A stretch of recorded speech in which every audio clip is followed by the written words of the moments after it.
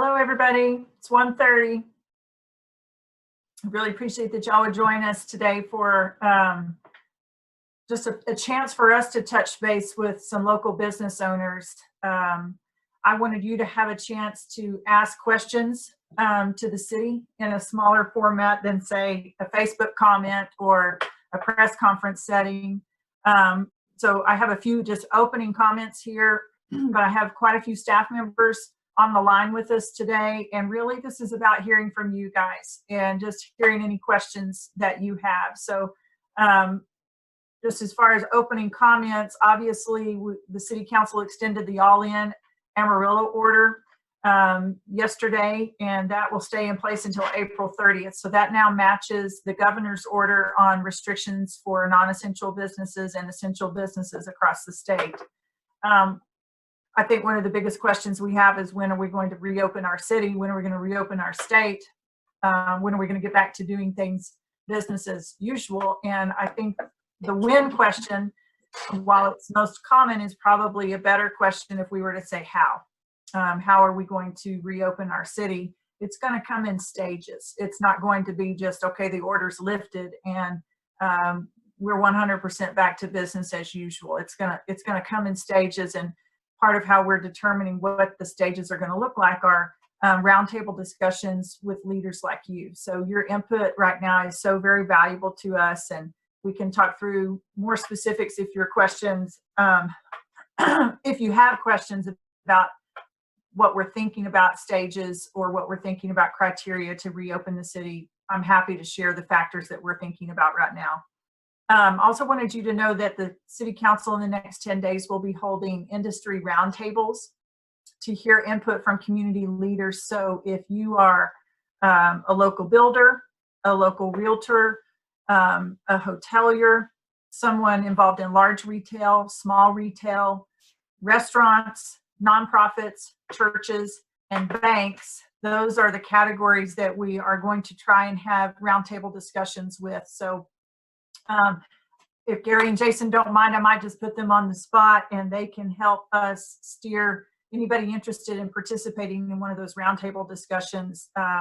Just mention it to Gary and Jason and they can get us the name, and we'll get you in contact with the council member who is hosting that particular roundtable discussion. I want to ask each one of you to apply for the Paycheck Protection loans. The PPP loans are so important to get dollars, federal dollars, floating around in our local economy. So if you haven't already contacted your local bank to do that, I highly encourage you to do it. And if you're someone who interfaces with other businesses, I hope you're encouraging those business owners to go through the process and to get those dollars. We need every dollar we can to jumpstart our economy. I do want to say thank you to Gary and Jason for helping us to set this up. It was a very natural place for us to turn to the chamber. We appreciate their leadership and we appreciate their partnership with the city on multiple projects. Clearly, this is one that none of us had on our radar screen, but they've been very helpful in pushing out information to our local business community. And Gary, Jason, thank you both very much for giving us the opportunity to have this conversation today with some of these local leaders. Really appreciate it. Jared, at this time, do you have any opening comments that you want to make? And then we'll move to questions. The only thing I would say is, one, echoing what the mayor said, thank you, Gary and Jason. But also, we do want to, in every way that we can, have dialogue with people to help with what you're going through and what you're experiencing right now. We're all in the same boat. Anything we can do to either connect you or to find some way to facilitate or assist, we want to be open to that. I don't know what those solutions are, and it's going to depend on the individual situation. But everything we can do, either from a municipal standpoint or just from an assistance standpoint, we want to be a resource.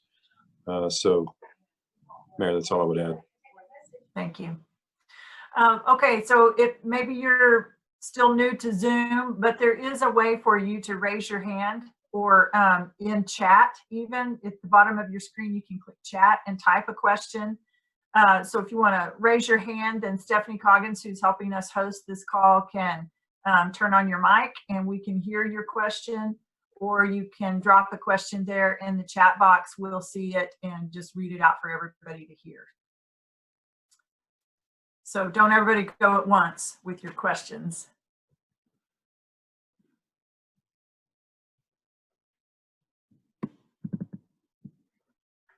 Hey, Mayor, this is Gary Malberg. And Yes, Gary. I really want to thank you. I listened to the city council meeting yesterday, and I think that's an excellent way of going about it. And I applaud you and the council to reach out to our business community to get their feedback. You know, it's like you said, we're all in this together. It's uncharted territory. And I will follow up to, contact our membership to talk to the council members, to talk to y'all. And when you're in uncharted territory, nobody knows. The more feedback, the better we are, is what I look at. So I want to personally say thank you to you and the council and Jared and everybody to reach out to our membership and to our business community for their feedback. So I'm encouraging all those listening now. We're going to send this video out to our membership.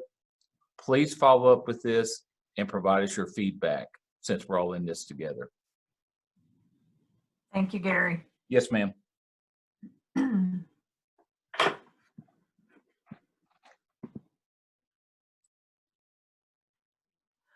I see a question from Aaron that says, if we're a local nonprofit to Amarillo but have corporate offices in Kansas, would we still qualify for any of the COVID-19 relief funds?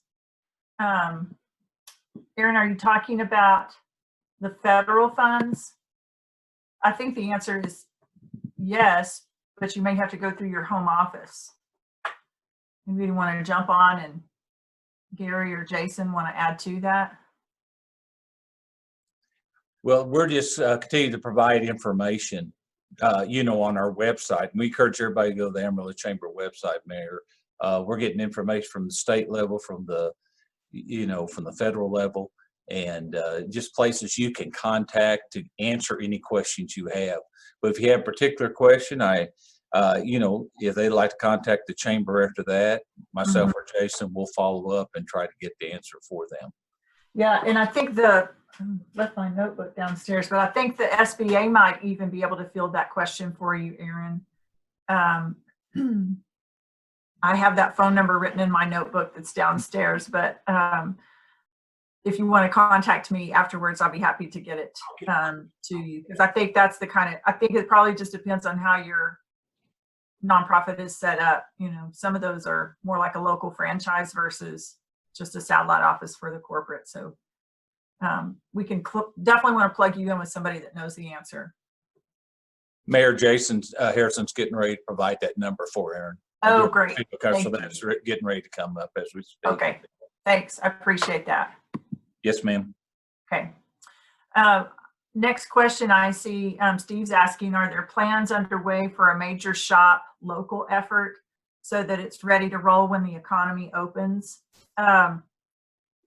I definitely think that's something that we need to discuss. We have in the past 3 years, and the chamber has been very helpful in launching the By the Way program. And it's plateaued a little bit, and that might very well be the vehicle that we need to pick up and use to encourage people to shop locally. Even having some conversations this week and trying to put out some information to ask our citizens as they get their tax incentive, if they get their incentive checks for those families who are at an income level that they'll be getting a check from the government this week. I am asking that they would spend that locally here with our local retailers. An investment that they make now in our city and our local businesses is one that will pay dividends for us in the next 12 to 18 months as we start recovery, and which I believe recovery will happen. It's just a question of how long we have to stay shuttered in.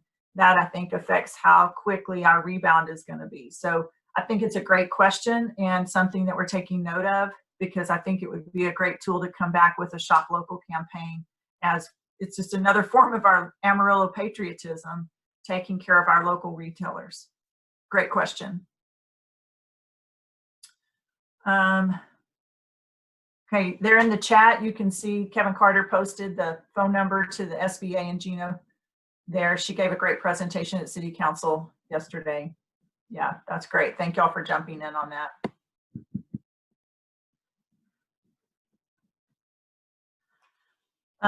Anybody else have questions about testing capability, hospital capacity? Let me just talk for a second about the factors that we're considering when we think about whether or not to lift a shelter-in-place order.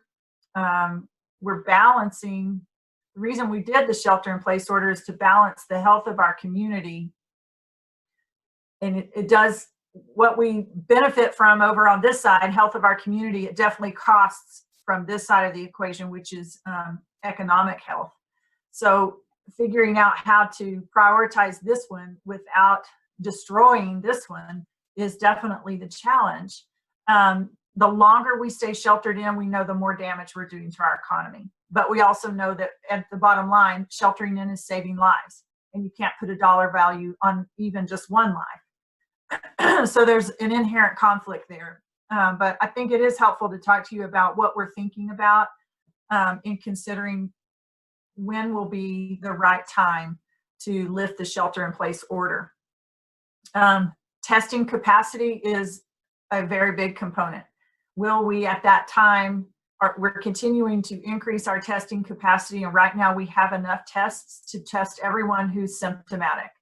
And we need, if you are symptomatic or you know someone who has the symptoms, you absolutely need to come and get tested. It helps us in leadership have the data that we need to predict what's happening in our community. So if we don't have that data, or the data that we're relying on is not accurate because people are not going to get tested, then every decision we make off of that data is going to be skewed. So the more people we get tested, the more accurately we'll be able to predict how the virus is moving through our city, and the more accurately we'll be able to make these decisions about how to restart and reopen our city. Just this morning, I saw on national news that they do now have Abbott Labs is shipping out tests for antibodies. So there's two types of tests. There's the one that they do to see if you have active virus in your system. But once your body beats that virus and you no longer have symptoms, you're recovered, then there's a test that can see if you actually had the virus and maybe you didn't know it, because a lot of cases do present as asymptomatic. So it's really important for us to have the second kind of testing in our community as well, the antibody testing, because everybody that can get an antibody test to show that they have the antibodies in their blood, then that person is free to be out in our community. They can be shopping, they can be working, they can be doing all of the things those of us who have to stay sheltered in and be more careful can't do. So the antibody testing is really important, and we'll want to roll that out just as soon as we possibly can in the city. And the more access we have to the antibody testing, the more I think we can be open and be doing more normal activities in the city. Monitoring our cases through contact investigation and tracing them. So when we get a positive, they do a contact investigation at the health department, and then they see who that person came in contact with, and they let everyone that came in contact with that positive case, hey, you need to self-quarantine. They have been very effective in their investigations at controlling the spread of disease in our city by people being notified that they were exposed and then self-quarantining. So the fact that you're seeing our curve flatten is due a direct result to our sheltering in, but also to the work that the health department is doing on these contact investigations. So we've got to continue to maintain the virus moving through our community at a pace that our contact investigation team can keep working all of those cases. If we get out in front of them, where the target would be that anybody that gets the disease would not infect anyone else. And the best way to do that is doing these contact investigations and that team being out in front of anyone that's been exposed. So it's going to be really important for us to keep the pace of the spread through our community in line with the number of contact investigation workers that we have. And we are working to expand our capacity to do those investigations.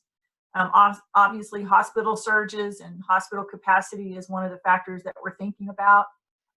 We're watching the number of positive cases. So, you know, if we were to have a dip in positive cases and we were to start seeing those go down, then that's an indicator that it might be time. We might be able to start thinking about opening the city again. And I think one gigantic factor that's hard to measure but very important in the equation relies on us as individuals. We all have a role to play, and our role is, are we willing to change our culture for a moment and embrace physical distancing? Are we willing to change our culture and wear a mask anytime we go out of our house? Are we rearranging our businesses so that people are encouraged and it's required to sanitize your hands and wash your hands at more regular intervals? If we will be proactive about those steps, the things we can do as individuals, then we'll be able to have more freedoms in the city once we begin to restart things. That factor alone, people washing their hands, people social distancing, the medical staff will tell you that is the most important factor in keeping the disease under control in our city. So how well we do at that as individuals will be part of the factor in determining whether or not we can get rid of the all in Amarillo restrictions and start staging back to normal business. Questions. I see another question here. It says, are we seeing that new cases are linked to exposure to someone who has the virus? Any new cases where the exposure can't be traced? And also, how many hospital ICU beds does Amarillo have? Jared, do you want to jump in and help me with those questions?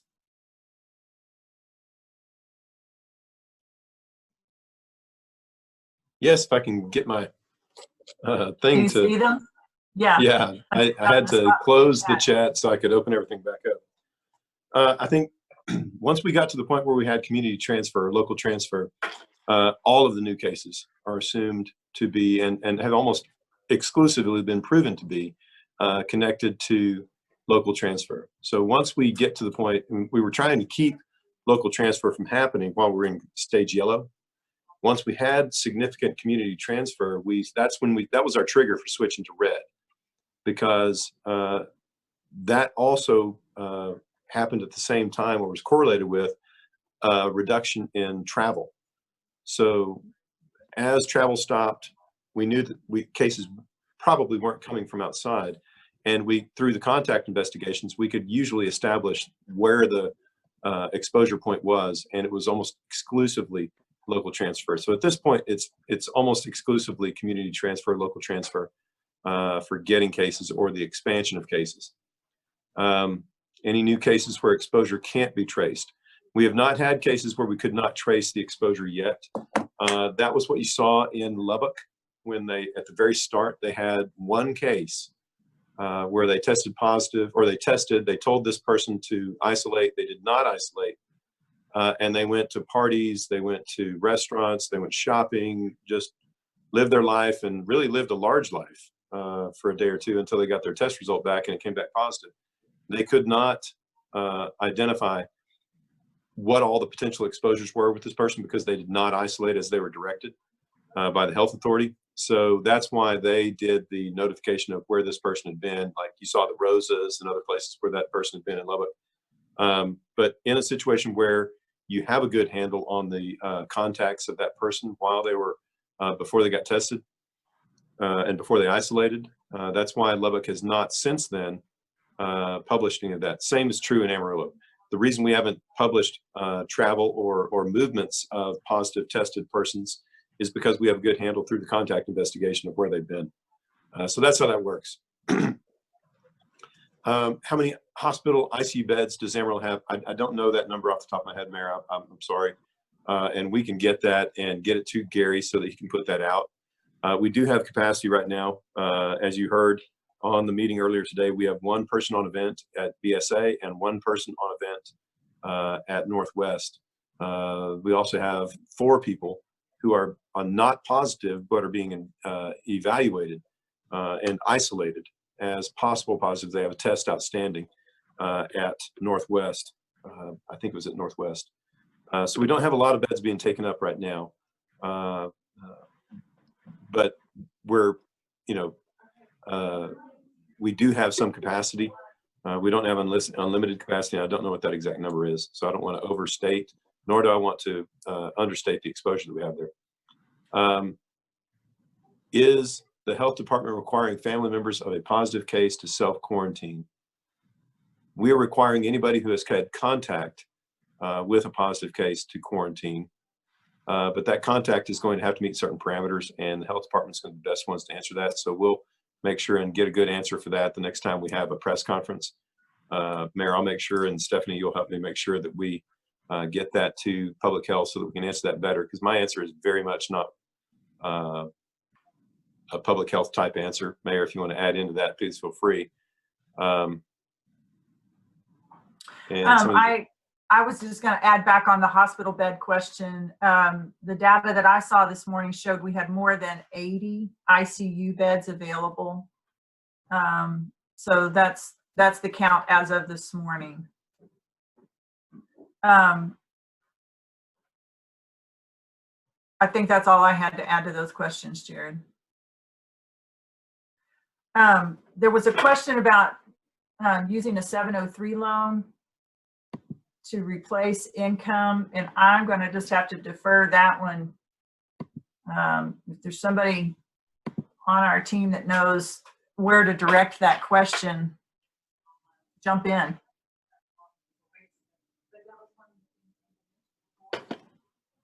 Sally, we may have to get you some follow-up information on where you can go to get that answer. I know we had a hand raised. Stephanie, can we? There we go.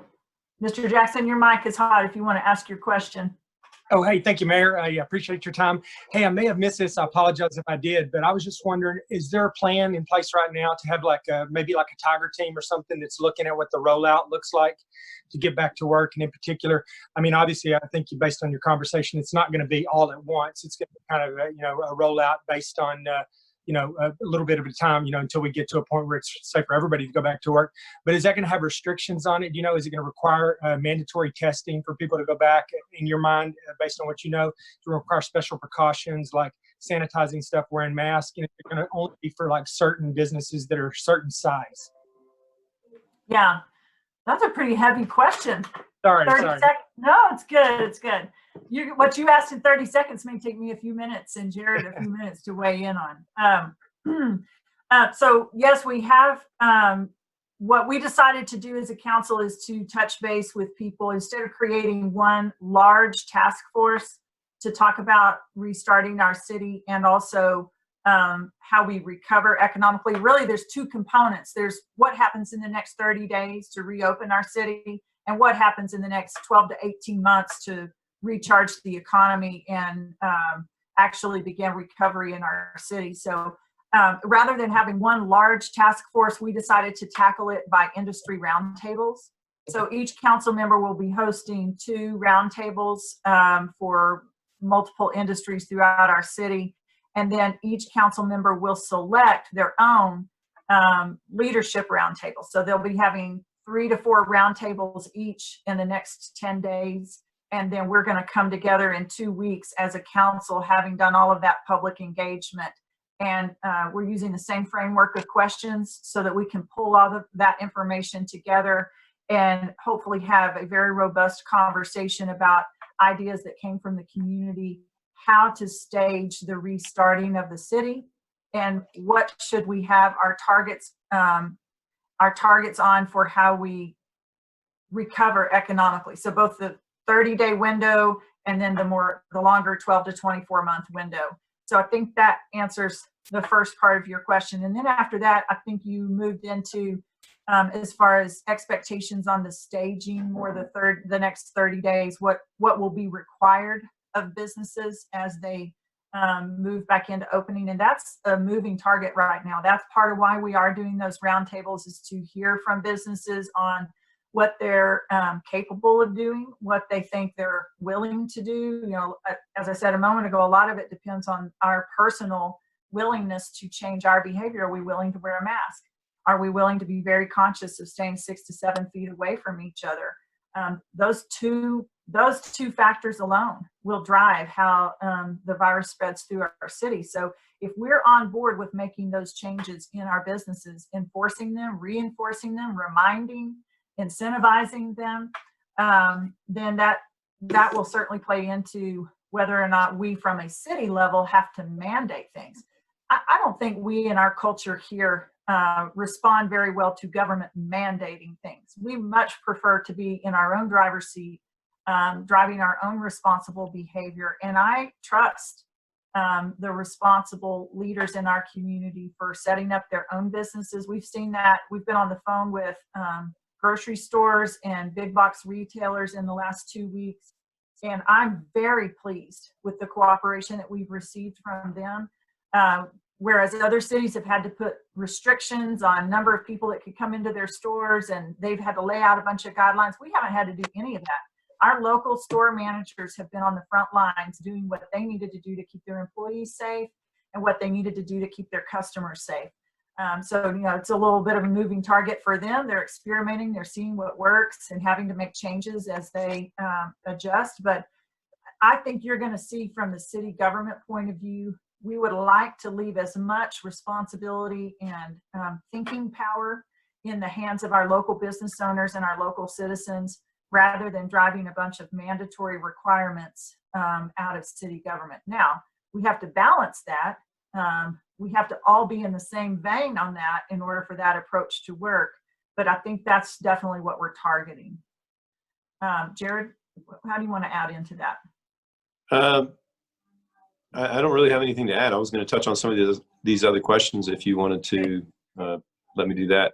But I didn't want to sell short that one. If there's something that somebody wants from me on that topic, please feel free to ask me and I'll expand. Yeah, Otherwise, Ronnie, I'll move on to some of these. Was there anything else to follow up on that? No, ma'am. I think that's great. Thank you. I appreciate you answering that. Yes, ma'am. Sure. Just a couple of those questions that are more housekeeping in nature. Is the health department testing family members of a positive case? No, not necessarily, or yes, if appropriate. Either one of those is an accurate answer. The tests that we currently use require symptoms in order to test positive. If you have no symptoms, you will not get a positive, even if you're asymptomatic and have it. The test requires some symptoms in order to trigger positive. That's why we're screening people and asking them to confirm 2 of 3 or 4 different criteria, like shortness of breath, temperature, things like that. So it's possible that we'll have the antibody test and some other tests shortly. But right now, the reason why we require some symptoms is not because we want to limit testing, although the test kits that we have are not unlimited. It's really because it's not useful to test someone that's asymptomatic, because it won't show positive in almost every case. So we need some symptoms in order to justify a test, not because we're husbanding those, but because it's useless to test. It's not productive or a good use of that test to test someone who's asymptomatic. Ray Soto asked, do we have an estimated peak date? Mayor, what I'm understanding, and you correct me if I'm wrong, we're hearing somewhere between 2 and 4 weeks is what our health authority, I believe, is saying. Is that what they said today as well? Yes, Yeah, they're so- saying late April, early May. But Yeah. he's also saying that he's closely watching other communities across the nation, and we've had the luxury of being behind them. So we can watch their response, and I think it has helped us to create a smoldering outbreak rather than a hot outbreak in our community. So if Fox News is saying, hey, we think peak in 2 weeks, well, that's probably not going to be Amarillo's peak. We're going to be behind them, and that has served to our advantage so far. So part of it is just watching, while we are checking with all of our sister cities and communities, and we're obviously complying with the governor's orders and under the president's authority and the CDC, we are watching our local data, and we're checking it and monitoring it, and we're basing our decisions for our community on our local data, using common sense and making real-time choices based on the data that we have in front of us. So we'll continue to do that. Again, when is the most pressing question, but really the most challenging one to get an accurate answer to. Yeah, and I It's a good think question.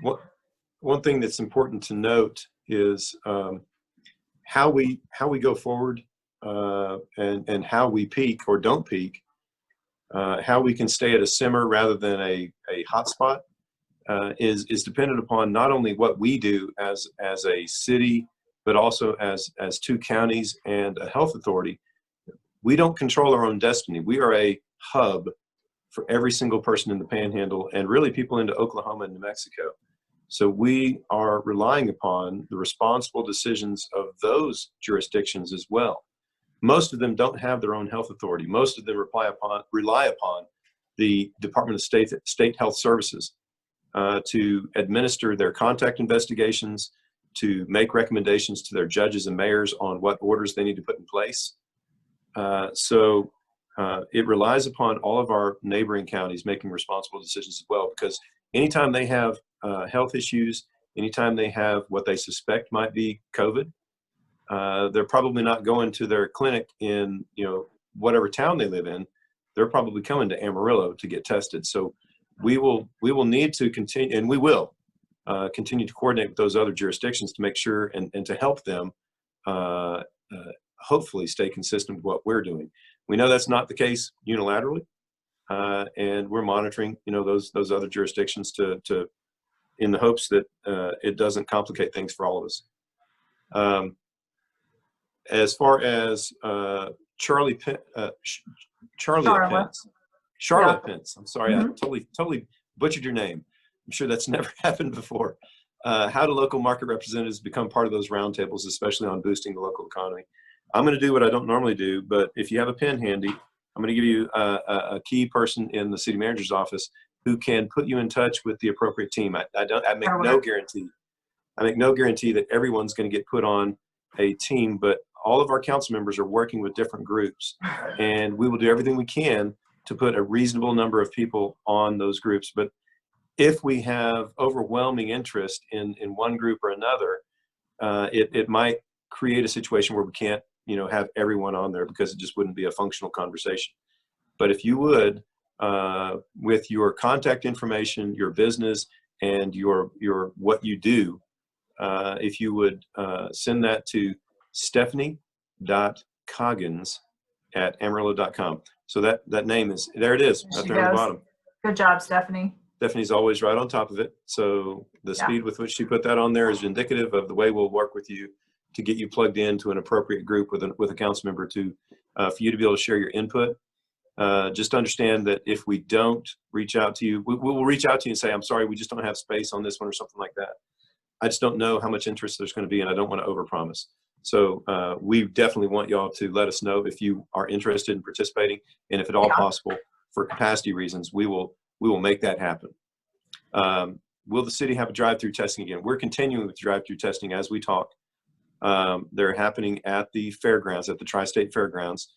We do have capacity to do the testing. We are requiring the people that want to get tested or think they might need to get tested, call 378-6300. 378-6300. That's the number for public health. They will do that over the phone assessment, and they're going to ask the person that calls what conditions they're experiencing, and if they meet the criteria, they're going to send them on, and they'll put their name, which shows up in real time, out at the Tri-State Fairgrounds. So we have a great software system that we're using to make sure that the people at the fairgrounds know who's ready to get tested or who's been recommended for testing, so that they can just run them right on through. It doesn't take any time at all. If you can, it is a little bit uncomfortable to get tested, because that sample that they take, they put it way up your nose. So it is uncomfortable if you're not comfortable with that. So we are continuing with the drive-through testing. We don't have any indication that we're going to run out of tests at this point. So we're continuing to do it for every single person that meets the criteria for having a test. What are your thoughts on temperature checks at the door of local businesses and medical facilities? I'm sure the mayor's going to have something to add, but that is it is useful in that it will catch someone that is actually symptomatic. However, you can be asymptomatic for over a week where you're not showing symptoms, but you are contagious. So that is a good thing to do, especially if you have a lot of employees. but it's not fail-safe in any way. Mayor, you have anything to add on that?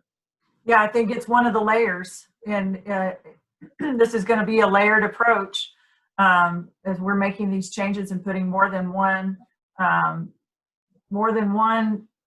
tactic in place that will help keep your employees and keep your customers safe. And the next question is related to that as well. And Jared, do you know anything about UV light helping to reduce the virus spread? I know that UV light is very good for killing bacteria. I have not heard anything about UV light being used at entry points of businesses to sanitize or clean people or product coming into the business. I've not heard that. This is the first time I've seen that. I'm not saying that it's not useful. I just don't know anything about it. Yeah, we use UV filtration in our water systems to sanitize water in certain situations and in our sewer systems. But I have no reliable information at all on this topic. So I don't want to. But Mike, I'm really glad you asked that, because that's the kind of thing that, you know, the EDC, the chamber, the city, as we're gathering all of this information, we need to be creating platforms for business owners to know exactly, you know, what are steps that we can be taking. So if we gave you the top 10 things that business owners should do in order to reopen, it would be helpful if we had some experts who knew those answers, and we could put that together for you in a format that every business owner would have access to those top 10 tips. You know, I would think that anything that UV is beneficial as far as that. I will tell you that, and I don't want to say it's not beneficial. I'm just saying that the UV that we use in the water system and in the wastewater system as we're treating those products is so intense. I mean, the intensity it's truly intense, and the area that's being radiated with that UV light, it's such a small area that intensity is magnified. So I don't know that the intensity would be there, but I really don't know enough to say. I would hate to say have someone make a large investment on UV lights at entry points without having some type of scientific data to substantiate that investment, because what I'm saying is not enough to do it. Please don't do it based on my words. Mary, you want to hit that next one? I haven't read it yet. Sure. Wes asks, is the city seeing any feedback or data on the condition of our local economy? And do you have information on our economic health as compared to our neighboring communities? I just this morning, Wes, was looking at economic data from the month of March, and it's not showing COVID-19 yet. That's really going to start showing in our April numbers. And so while we're tracking things at the city that are budget related, such as hotel occupancy tax and sales tax revenue, and Andrew may want to jump on and talk about sales tax revenue. We are absolutely looking at all of the markers we normally look at to gauge and monitor our economic health. As far as comparing to other communities, I have not taken time to really stop and do that. I am talking daily with the West Texas Mayors Association. We just have a group text. It is just a constant stream of who's handling this, who's facing this issue, what solution does your city have for this. So that group of leaders that we've poured into each other the last 3 years, creating those relationships. That's Abilene, San Angelo, Midland, Odessa, Big Spring, Lubbock, and Amarillo. We're relying heavily on each other, and it's been a great resource for comparing and talking through different situations. But as far as economic data, we have not stopped to compare to each other, and I haven't done a general comparison to other cities in the state. We'll be doing that, and Andrew can give more information too, but we'll be doing that here in the near future. Our ability to do that as yet is a little bit limited because the data that we can look at is 2 months behind as far as sales tax goes. Yeah. So we expect to see more real and useful information. February was kind of the onset. We really were not making any changes in our activities in February. So I would not expect our April report to show anything different than what previous years had. However, our May report, once we started having changes in behavior in March, our May report is going to reflect those changes in March. So May on are going to have very real changes in how people are spending their money and how our sales taxes are being shown in the city. You can see I've been reporting about 30% reduction in activity for public safety, so fire, police, EMS. Those activity levels are normally correlated very closely with activity of the community, how much they're moving around.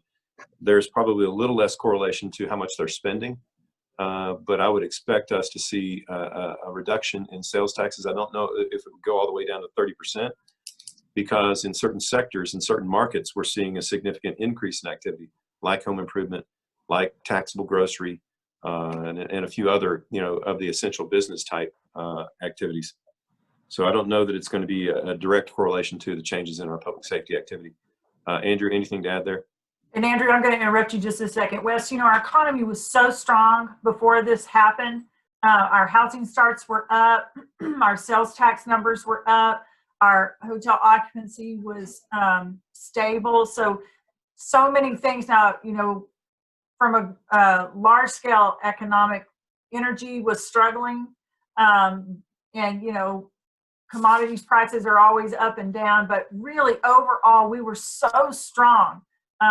Our first quarter was coming in so strong. So I'm very hopeful that if we can stay in only as long as we need to stay in to save lives, the sooner we can come back out of it, then the more embers are going to be left burning from that strong first quarter, and we'll be able to pump that economic fire back up as quickly as we possibly can.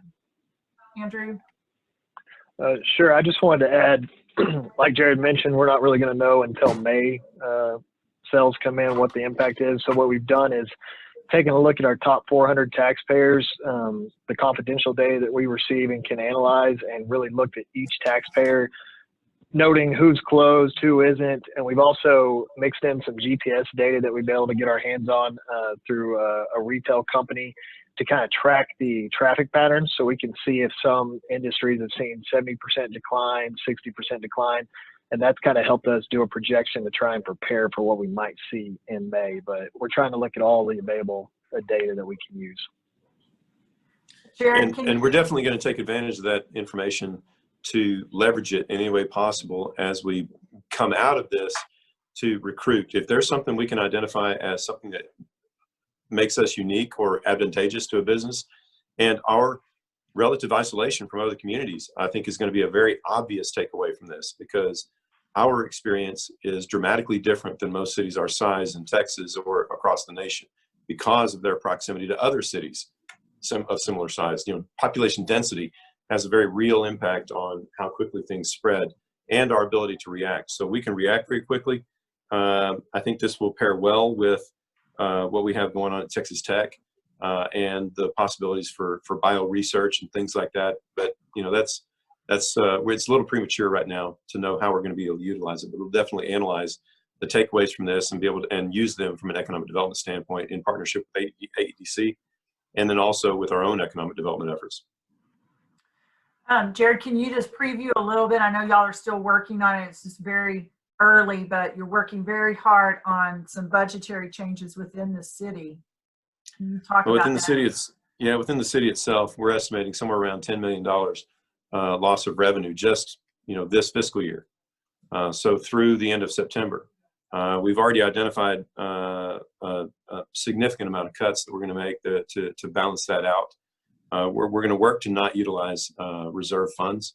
But that's going to include things like, it's going to have a big impact on things that citizens feel, like parks, park programs, possibly libraries. Certainly at the Civic Center, we're going to have significant reductions in activities, if not shuttering, for a certain number of months.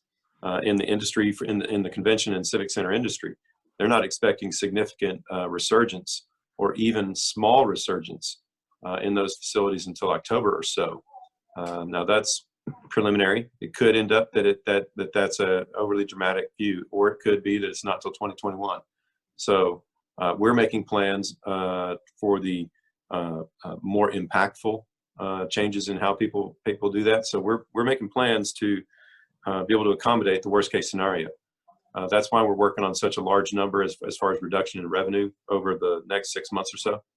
But we're making plans, and it's going to hit every single thing that we do, from what we buy to what services we provide to how many employees we have, all the way across the board. We'll be talking more about that with council going forward next week.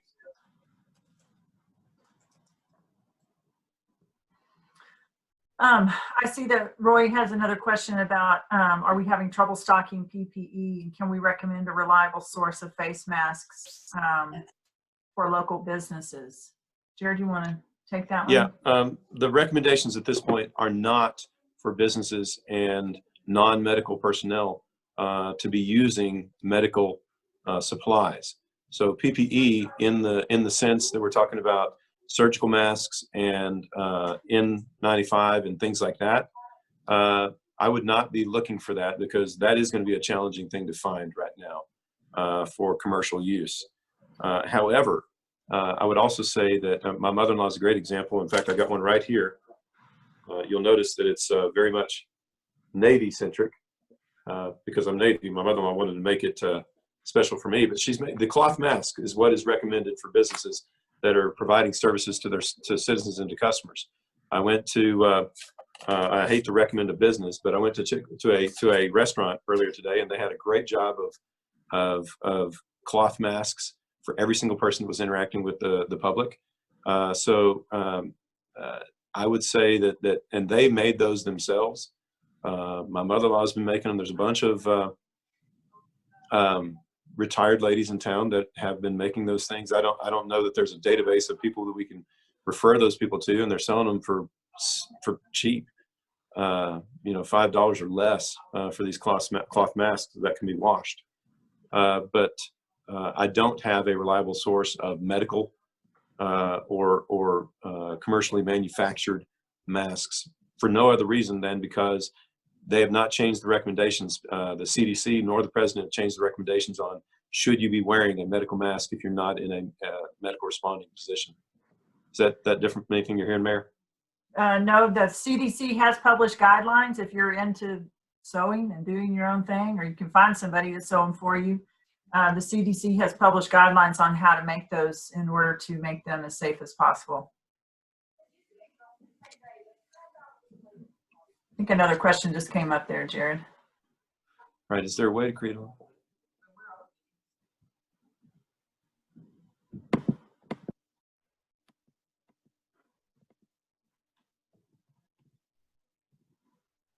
a working through our purchases? So the question is there a way to create a local buying group that would consist of businesses in Amarillo region that would agree to extend a determined discount percentage amount to be used for municipal purchases with the specific intent to keep local businesses vital and keep local monies in the region, in short, allowing local entities an advantage in regional purchases? We already have a process in place, a policy in place that allows us to spend a little bit more on a local purchase. It's not a lot. It's 5% local vendor preference capacity. Outside of that 5%, state law requires us to go with the low bid on things, but that gives us a lot of flexibility, because very rarely, is there a massive difference in what one out of region business would offer a product and what a local business could offer that same product. So we do have a way to do that. I am absolutely, if you have ideas on ways that we can do that, I'm absolutely on board with having a conversation about how we can do that. I would want to include our purchasing department. Understand that we're not the only regional, only municipal or governmental entity out here. There's the city or cities, if we want to include Canyon, Dumas, and all the other cities in the area, but also Potter County, Randall County, all the school districts. So from a governmental purchasing standpoint, having something like that would be useful, but I think we already have that as far as it relates to the city of Amarillo. And I don't know about our partner entities, whether or not they're in there as well on the local buying preferences. But we'll do anything that we legally can to allow local entities to have an advantage in regional purchases. That's my commitment. I know the mayor supports that. I can see her head nodding over there. So if you have an idea that we're not doing, I want to know about it. Use that Stephanie.Coggins email or Jared.Miller, same back end, to send us a suggestion. We'll absolutely look into it if you have a way to if you have an idea that we haven't currently utilized. Yeah, that's a fairly new policy that we passed probably 2 years ago. Yep. Trying to prioritize local purchasing of any city purchase that we can source locally. We want to emphasize and prioritize using local vendors to do that. In researching that, I mean, I thought, heck, we should pass an ordinance that says we always got to buy local. And I quickly got schooled on that there's some state law that prevents us from being able to pass an ordinance that broad. They just, taxpayer dollars are at stake, and they want to make sure that taxpayer dollars are being spent with the best bang for the buck on purchases. So what we struck was a happy medium. We went as far as state law would allow us to go, and emphasizing that we want our city purchasing dollars to be spent locally. And so Jared kind of gave you the metrics on that. It's a 5% cap there, but any ideas that you have on that, any questions that you have on that, I do encourage that you would share those with us, because it is a priority that we purchase locally. We want to be doing that every time we can.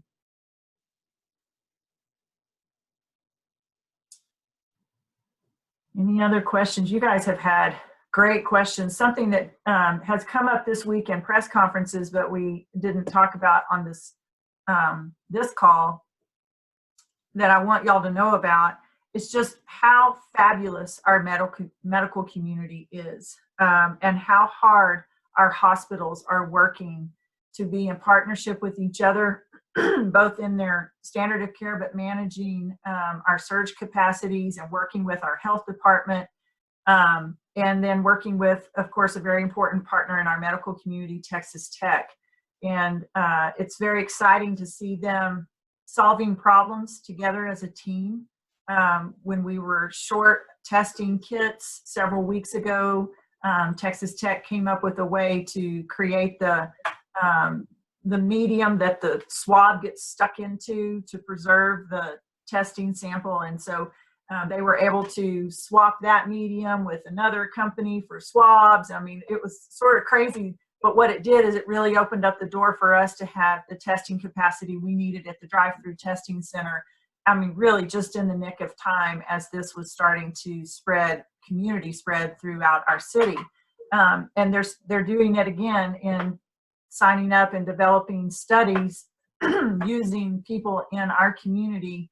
One of our hospitals is partnering with Mayo Clinic in a study, and I know that Texas Tech is developing a study. So I'm just so very proud of their ingenuity and their willingness to work together even across hospital lines. And they're really, really doing a great job, and I don't want to miss an opportunity to brag on them.